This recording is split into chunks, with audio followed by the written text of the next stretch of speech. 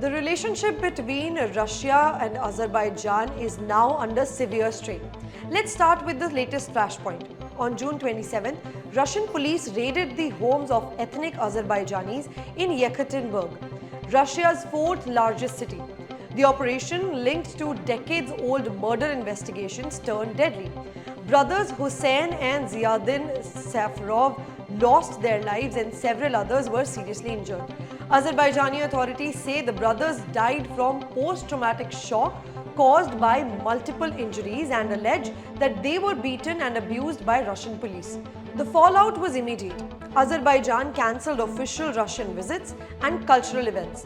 Tensions escalated further when just days later, masked police stormed the Baku offices of Sputnik Azerbaijan, a Kremlin-backed media outlet, arresting 7 employees. 8 more Russian IT professionals were detained on charges of drug trafficking and cybercrimes. Images of bruised detainees sparked outrage in Russia, and some commentators accusing Azerbaijan of treating Russians as hostages and calling for a tough response. Russia did not hold back either. Authorities briefly detained the leader of Azerbaijani community in Yekaterinburg, with dramatic footage showing special forces dragging him and his son from their car. Another prominent Azerbaijani was arrested in southern Russia.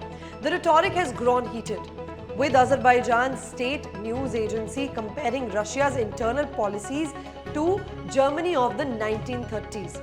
The crisis has drawn in outside voices as well. Ukrainian President Vladimir Zelensky expressed solidarity with Azerbaijan, offering condolences for the deaths and detentions. Meanwhile, Russia's Kremlin spokesman accused Ukraine of stoking tensions, saying Kiev is, quote, adding fuel to the fire.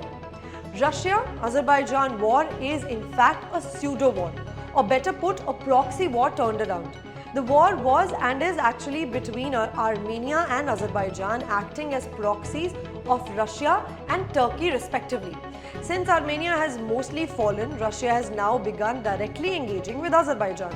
This isn't the first time tragedy has struck. In December, an Azerbaijan Airlines jet was accidentally hit by Russian air defenses and crashed in Kazakhstan, killing at least 38 people.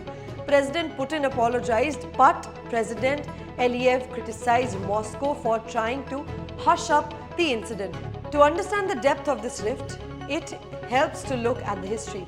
Azerbaijan, once part of the Persian Empire, was absorbed into the Russian Empire in the 19th century. After a brief period of independence, it became a part of the Soviet Union and later the Transcaucasian SFSR with Armenia and Georgia. The long-running Nagorno-Karabakh conflict, with Russia backing Armenia and Turkey supporting Azerbaijan, has kept the region volatile.